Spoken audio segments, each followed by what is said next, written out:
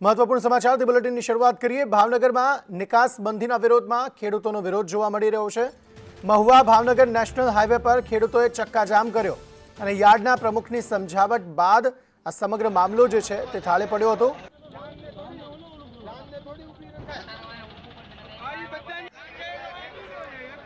સંવાદદાતા કુમાર શુક્લ અમારી સાથે આ અંગે વધુ માહિતી સાથે જોડાઈ ગયા છે। કુમાર, જણાવશો શું વધુ વિગતો?